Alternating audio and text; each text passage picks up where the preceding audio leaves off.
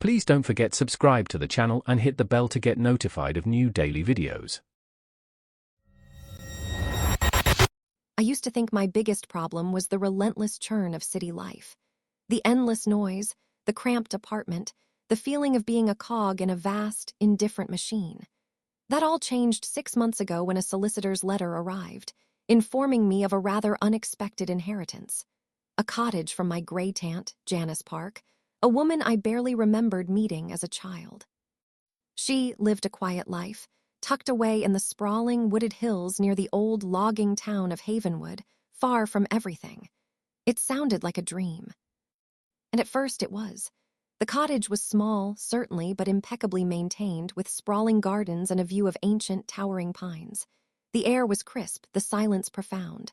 I set up my remote workspace in the sunroom, imagining years of peaceful productivity. My friend Caleb Waters called it my hermitage, but I didn't care. I finally felt a sense of belonging, a quiet peace I'd never known. The price of peace, as it turned out, was far higher than I could have imagined. The strange things started subtly. Misplaced items, mostly. My car keys, which I always hung on a specific hook by the door, would turn up on the kitchen counter. A book I'd been reading, left face down on my nightstand, would later be on the living room coffee table, pages open to a different chapter. I dismissed it as absent-mindedness, the inevitable consequence of a sudden change in routine. I was alone, after all. Who else could it be? Then came the whispers. Faint, almost imperceptible at first, like the wind sifting through the eaves or the old house settling. But sometimes, in the dead of night, they seemed to coalesce into something more coherent. Not words, not exactly, but a low murmur, a vocal hum that felt familiar. I'd sit bolt upright in bed, heart hammering, straining to hear, but then it would vanish, leaving only the chirping of crickets and the rustle of leaves outside. Caleb, over a spotty video call, laughed it off. "Just the old house talking, Morgan. You're finally getting the quiet you wanted, and your brain filling the void." I tried to believe him. The scratches began about 2 months in. Small, thin lines on my arms or legs, sometimes on my face like I'd brushed against thorns, but I hadn't. They were never deep, never painful enough to make me remember them happening. Just there. Another inexplicable detail in the slowly accumulating oddities. I started to feel less alone and more acutely watched. The feeling was constant, a prickling sensation on the back of my neck, a cold spot in an otherwise warm room. One evening, I was making tea when I distinctly heard my name called from the living room. "Morgan!" It was my voice, or a perfect echo of it, but stretched thin like a recording played on a dying battery. My hand froze midair, the teapot clattering against the mug.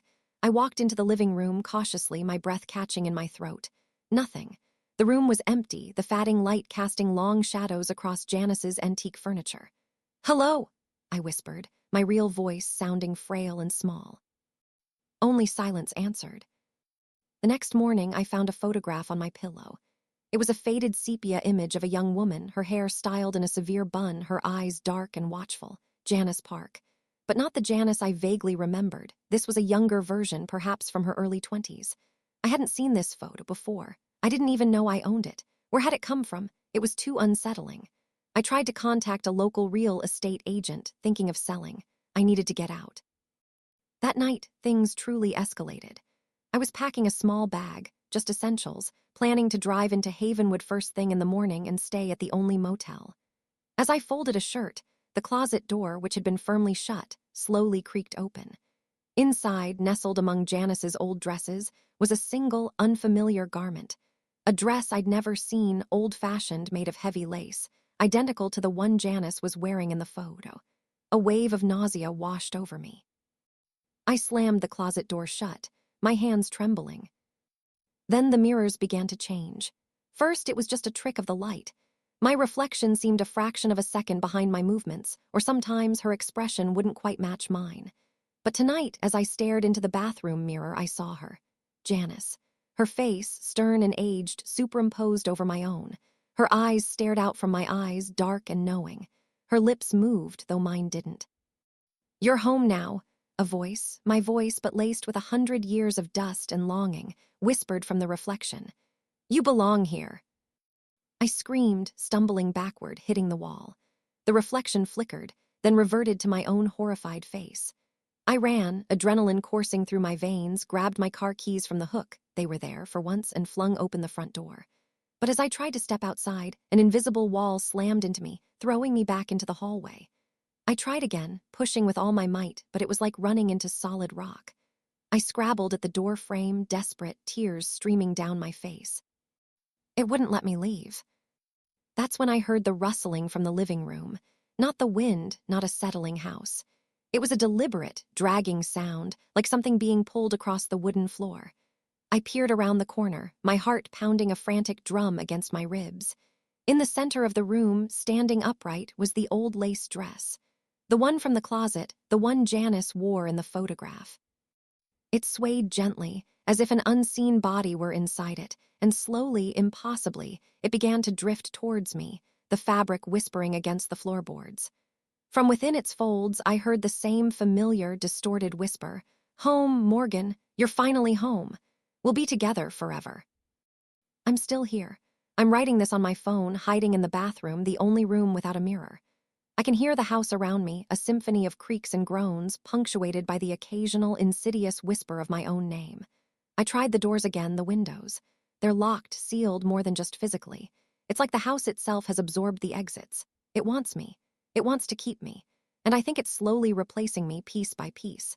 My reflection still shifts sometimes. And yesterday, I found myself humming a tune I didn't know, a forgotten melody that felt like a memory I hadn't made. I think Janice is still here, too. And she's not alone anymore. I can feel the house breathing around me. I don't know how much of me is left, or how much time I have before I become just another part of its foundation. Don't take the inheritance, no matter how good the deal seems. If you enjoyed this video, please hit the thumbs up button to like it. And please do subscribe to support the channel.